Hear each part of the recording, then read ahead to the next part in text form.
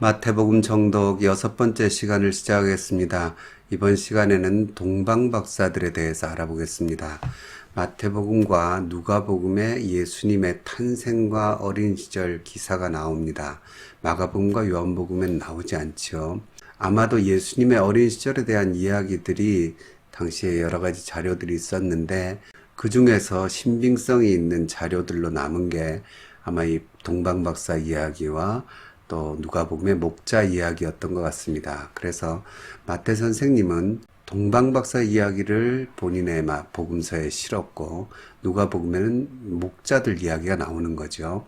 글을 쓰는 사람이 어떤 글감을 선택할 때에는 이유가 있습니다. 자기가 쓰려는 책의 목적이나 혹은 자기 글을 읽을 독자들에게 주제를 분명히 전달해 줄 수 있는 소재나 혹은 글감, 글의 재료들을 이제 사용을 하게 되지요. 그때에 마태 선생님이 동방박사 이야기를 사용하셨고 누가 선생님은 목자들 이야기를 사용하셨다는 것, 참 의미가 깊습니다. 왜냐하면 이 두 개의 이야기가 각각의 복음서의 주제와 분위기에 잘 맞죠. 누가복음 같은 경우는 가난한 자들과 소외된 자들의 이야기가 많이 중심을 이룹니다. 거기에서 목자들 이야기 아주 잘 어울리고요. 마태복음은 우리가 살펴본 대로 천국의 제자된 서기관들 이야기, 어떤 똑똑한 사람들의 깊은 진리 탐구에 대한 이야기가 들어있다 그랬잖아요. 그럴 때 이 동방박사가 잘 어울리지요.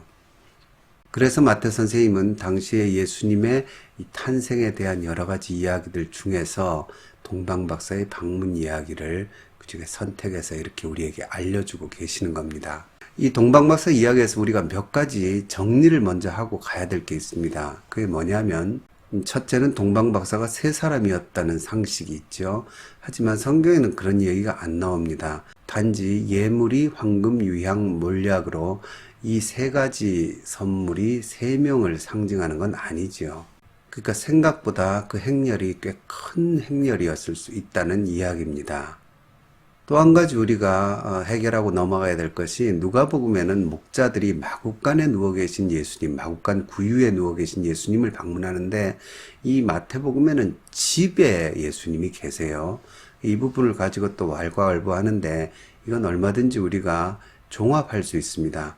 처음에는 여관에 계실 곳이 없어서 누가복음은 그렇게 나오죠. 예수님이 마국간에서 아기가 나오려고 그러니까 급히 태어나셨는데 이후로 이제 여관에 있을 곳이 없었다는 건 예비 예약을 해놨다는 거죠. 또 목자들이 이미 보고 가서 동네에 소문을 내주고 하니까 아마 여관에서 빨리 우선순위를 적용해서 예수님을 집으로 옮기도록 해서 아마 동방박사들은 그 집에 계실 때 예수님을 찾아뵌 것 같습니다. 그러니까 우리가 흔히 크리스마스 카드에서 보는 것처럼 목자들과 동방박사들이 함께 마국간에 있는 모습은 사실상 성경적인 건 아니죠. 그 다음에 또 하나는 이 별의 문제인데요. 이 별을 너무 과학적으로 증명하려고 애써온 흔적들이 지금까지 많아요. 그래가지고 이 별이 중국 문서까지 뒤지면서 당시에 신성이 나타났다, 새별이 나타났다. 근데 본래 천문학적으로는 새별이라는 게 새로운 별이 탄생한 게 아니고 별이 오히려 폭발하면서 사라질 때 마지막 빛을 내는 그런 게 나타났을 거다 이렇게 보기도 하고요. 혹은 혜성이 나타났다 이렇게 보는 경향도 있고 또는 목성, 우리 태양계 행성 중에 목성이 제일 크니까 이 목성이 나타난 거다 혹은 행성이 서로 겹친 거다 하면서 여기에 굉장히 많은 그 지면을 할애를 해요. 근데 저는 이런 천문학적인 현상하고 이렇게 너무 결부시키는 것은 오히려 잘 맞지 않는다고 봅니다. 저는 성경상에서 이 별은 기적이라고 봅니다. 어떤 하늘에 나타난 특별한 기적이죠. 왜 그러냐면 박사들은 동방에서 이 별을 봤고요. 보면 이 별을 보았다 그랬죠. 과거형입니다. 그러니까 이 별을 보고는 메시아의 탄생을 예감하고 그리고는 이제 출발을 했잖아요. 그 다음에는 아마 어느 순간 이 별이 사라진 것 같아요. 왜냐하면 그들이 왕궁에서 나왔을 때 문득 별이 나타나죠. 그래서 박사들이 그 별을 보고 매우 크게 기뻐하고 기뻐하였다 이렇게 나옵니다. 그러니까 그거는 그 전에 별을 못 봤다는 거죠. 그러니까 예루살렘에 왔을 때는 자기들의 생각으로 유대인의 왕일 거다 이렇게 생각하고 찾아간 거죠. 별의 안내를 받은 게 아니죠. 그랬다가 나온 다음에 다시 이 별을 봤는데 재밌는 건 이 별이 문득 앞서 인도하여 갔다. 베들레헴으로 이렇게 나오거든요. 예루살렘에서 베들레헴은요 상당히 가까운 거리입니다. 10km가 안 돼요. 그러니까 부지런히 걸으면 2시간 남짓해서도 도달할 수 있는 거리입니다. 그 길을 별이 인도하여 앞서갔다. 이게 재밌잖아요. 별이 앞서가는 게 뭐죠? 별은 그 자리에 떠 있는 거죠. 별이 움직이면서 인도하여 간 것처럼 성경이 얘기하거든요. 그거는 기적 현상으로 볼 수 있고 짧은 시간에 있었던 기적이죠. 그러니까 이 별이 어떤 자연 현상이라기보다는 저는 하나님이 보여주신 기적적인 징표라고 봅니다. 그러니까 별이 나타나서 인도하여서 아기가 있는 곳 위에 머물러 섰다 그랬잖아요. 그러니까 별이 움직였고 다시 멈췄다. 이건 어떤 기적 같은 징표지요. 자, 이런 차원에서 이제 동방박사들을 직접 살펴보죠. 우리가 흔히 동방박사할 때 이 박사라는 표현이 참 재미가 있어요. 이게 마기라고 나옵니다. 이 마기는 마고스의 복수형인데요. 마고스는 아주 역사가 오래된 말이에요. 이게 원래 페르시아 쪽 제사장 그룹을 명명하는 말이에요. 근데 이 말이 계속 그렇게 쓰인 게 아니라요. 나중에 이 예수님 당시 이 헬라 문화잖아요. 헬라 문화권, 그리스 문화권에 와서는 이 말이요. 말 그대로 여러 방면에서 그러니까 동방신학이라든지 자연과학이라든지 철학이라든지 이런 모든 학문적인 분야에 아주 대표적으로 뛰어난 사람들을 이 마고스라고 불렀습니다. 그러니까 우리 한국말 성경이 참 의미 깊게 번역한 거예요. 박사라고 번역했죠. 당시에 그 마고스의 쓰임을 웬만큼 잘 반영한 말입니다. 왜냐하면 이게 사실 나중에 매지션하고 연결이 되는 거예요. 마술사. 그래서 점성술사, 마술사. 그런데 그 당시에는 점성술과 마술 사이에 그러니까 천문학과 마술 사이에 어떤 큰 이 격차가 없었어요. 다 그 한 테두리 안에서 학문으로 이게 받아들여지던 시대거든요. 그러니까 이 마고스들을 박사라고 번역한 건 일리가 있죠. 그런데 더 재밌는 거는 영어 성경에는요, 거의 전부 다 와이즈맨이라고 번역을 합니다. 저는 그 번역이 더 의미가 있다고 봅니다. 왜 그러냐면요, 박사는 지식에 뛰어난 사람이에요. 뭐 우리 지금도 닥터들이 일반적인 PhD들을 얘기하는 거예요. 학문적인 아카데믹한 닥터들. 근데 지식은 있지만 지혜로운 사람은 아니죠. 근데 와이즈맨이라고 하면 지식뿐 아니라 지혜까지 겸비한 현자라고 하잖아요. 이 현자라고 와이즈맨이라고 성경이 번역한 거는 마태복음 속에 있는 어떤 정신까지 반영한 좋은 번역이라고 봅니다. 그래서 동방에서 온 현자, 서양 사람들은 주로 그렇게 읽지요. 근데 왜 이 사람들이 와이즈맨, 현자들인가? 단순히 박사의 경지 이상의 현명함까지 간직한 사람들인가? 그걸 우리 오늘 살펴보려고 합니다. 먼저 보면요, 이들이 동방에서 별을 발견합니다. 그러니까 이것은 하나의 발견이고 이 별을 통해서 유대인의 왕이 태어날 거라는 걸 직감합니다. 이 사람들은 유대인들의 왕을 지금 경배하러 온 거예요. 그들의 지식의 수준이, 깨달음의 수준이 어디에 머물려 있냐면 유대인의 그 왕가의 지도자의 탄생에 머물러 있는 거예요. 그런데요, 놀랍게도 태어날 아기가 왕궁에 있지 않았어요. 즉 유대인의 왕의 계보가 아니었다는 거예요. 그걸 동방박사들이 깨달은 후에 왕궁을 나오고 다시 두 번째 별을 발견해요. 같은 별이지만 다시 그제야 발견합니다. 여러분, 이 별이 뭐였습니까? 어떤 메시아에 대한 깨달음이었잖아요.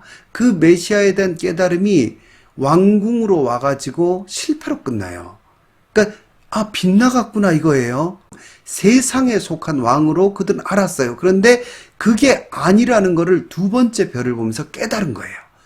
그리고 그들이 찾아가서 만난 아기 예수님이 진짜 왕이라는 그 이야기 속에 아주 중요한 구약의 예언이 들어 있습니다.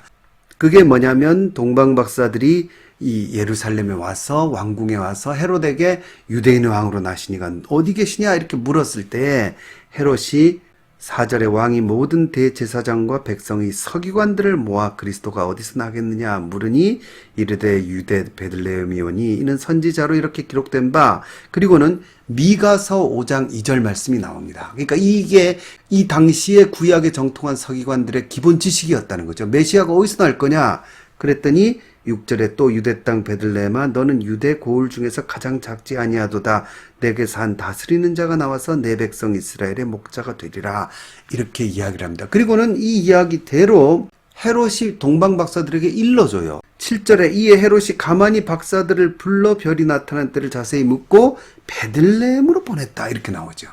그러니까 여기서 미가서 5장 2절이 박사들에게 전달이 되죠. 근데 여기서부터 중요합니다. 왜 그러냐면요. 이 마태복음을 읽던 사람들은 구약에 아주 정통했던 사람들이에요. 그러니까 미가서 5장 2절이 지금 인용됐잖아요. 그러면 이게 아주 솜씨가 있는 게요. 이게 다가 아니에요. 밑에 아주 중요한 부분이 빠졌어요. 그러니까 빠지게 해가지고 오히려 독자들을 놀라게 하는 희한한 전법이죠. 그러니까 마태 선생님이 굉장히 지혜롭게 글을 쓰시는 분이죠. 왜 그러냐면 미가서 5장 2절 말씀을 적어놨는데 그 중에 가장 중요한 끝부분의 한 문장을 빼버린 거예요. 그러니까 오히려 독자들은 이걸 보면서 여기 더 있는데 하면서 그걸 보다가 예수님에 대한 정말 깊은 깨달음, 동방 박사들이 그때 깨달았을 그 깨달음을 함께 이어받는 거죠. 그게 뭡니까? 미가서 5장 2절에 요 9절 끝에요. 뭐가 더 있냐면 그의 근본은 상고의 영원에 있느니라. 이 히브리어를 직역하면 거슬러 올라가 보면 상고의 케뎀이란 말이거든요. 이거는 최초의 근본의 가장 처음에 이런 의미가 있습니다. 그 다음에 욤 올람 이게 영원한 날, 영원의 그러니까 가장 최초에 거슬러 올라가 보면 영원의 경지에 누가 계십니까? 이 메시아가 계시다는 거예요. 그러니까 여기서 뭐랑 딱 차이가 납니까? 유대인의 왕, 인간 혈통에 나는 인간의 왕의 계보와 전혀 다른 누가 계십니까? 임마누엘 하나님이 계시다는 거죠. 그러니까 동방 박사들이 뭘 깨달았을지 여러분 느낌이 오시죠? 동방 박사들의 첫 깨달음은 유대인의 왕으로서의 메시아를 깨달은 거예요.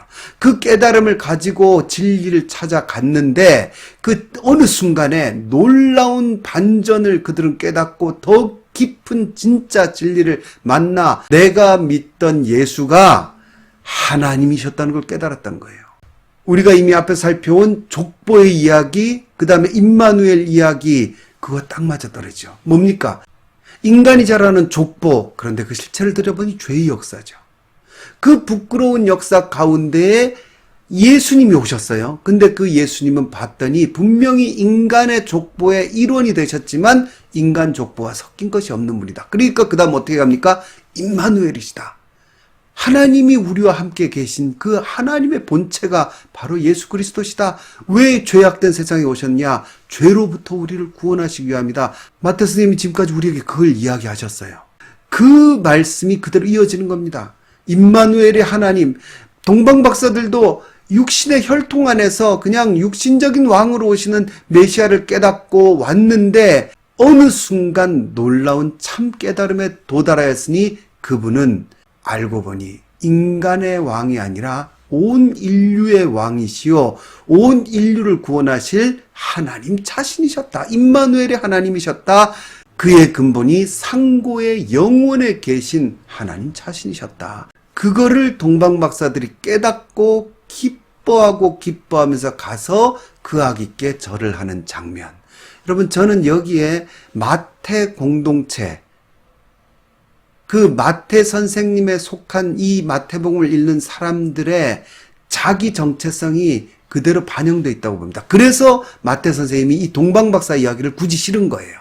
여러 예수님의 이 탄생 이야기 중에 동방박사 이야기라면 이게 우리 마태 교회에 너무 잘 맞는 얘기예요. 왜냐하면 마태 공동체도 마찬가지예요. 어떻게 자기를 정체성을 나타낸다 그랬습니까? 천국의 제자된 서기관이라고 했잖아요. 그 어리석고 옛것에 집착하는 어리석은 서기관들을 깨우치는 천국의 서기관들이 마태 공동체의 정체성이에요. 여기도 마찬가지예요. 여기 보면 예루살렘의 그 서기관들이 나오잖아요. 예루살렘의 서기관들이 하는 말이에요. 헤롯이 서기관들한테 물었을 때 이들은 지식은 가지고 있죠. 예수님이 어디서 태어나실지 동방박사들보다 더 잘 알고 있었어요. 그러나 그들은 소동했어요. 왜 소동했습니까? 새로운 왕을 원하지 않았어요. 헤롯의 단물을 빨아먹고 그 옆에서 부귀영화를 누렸기 때문에 여기에 새로운 진짜 메시아를 원하지 않았던 거예요.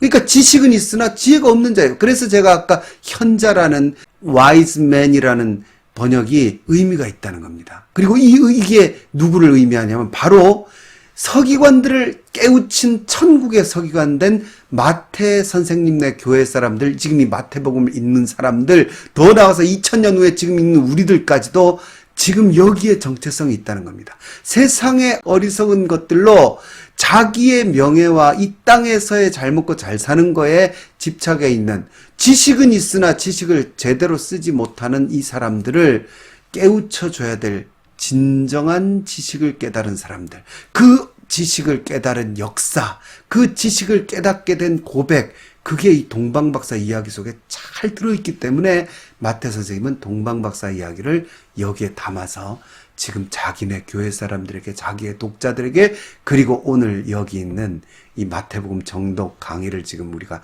나누고 있는데 우리들에게 이걸 전해주고 계시다는 겁니다. 그래서 이 이야기의 결말도 참 의미가 있습니다. 12절에 보면 그들은 꿈에 헤롯에게로 돌아가지 말라 지시하심을 받아 다른 길로 고국에 돌아가니라. 드디어 참 하나님 되신 예수 그리스도, 인류의 죄를 위해 오신 진정한 메시아 예수 그리스도를 만난 이들은 예루살렘이 어디입니까? 거짓된 서기관들이 지식을 알고 있으나 진리를 따르지 않고 자기의 명예와 자기의 육신의 만족만을 위해서 모여있는 그 곳으로 가지 않고, 악인의 꾀를 쫓지 아니하고 오만한 자의 자리에 함께 앉지 아니하고, 그들은 이 참 지식을 깨달은 후에 자기들의 고국 삶의 자리로 돌아가서 이 지식을 가지고 사람들을 일깨우고, 그 분명히 예수 그리스도를 얼마나 전파했겠습니까? 그의 근원이 상고의 영원에 계신 하나님이 드디어 인류 역사에 우리와 함께 계시게 되었다. 이 기쁜 소식을 동방으로 돌아가서 전하는 사람들이 되었던 거죠. 우리의 신앙이 두 번째 별을 보고 크게 기뻐하는 경지로, 즉 우리의 인생에 그저 어떤 유익을 주시는 분으로만 생각했던 예수 그리스도를 동방박사처럼 우리의 죄를 구원하시러 오신 상고의 영원의 근본을 두신 하나님 자신이요, 그러므로 우리 믿는 예수 그리스도가 임마누엘의 하나님이심을 깨닫는 경지로 들어가는 이 두 번째 체험과 두 번째 깨달음의 마태 공동체의 천국의 제자된 서기관의 수준으로 아기 예수님을 모시고 살아갑시다. 오늘은 여기까지 하겠습니다. 감사합니다.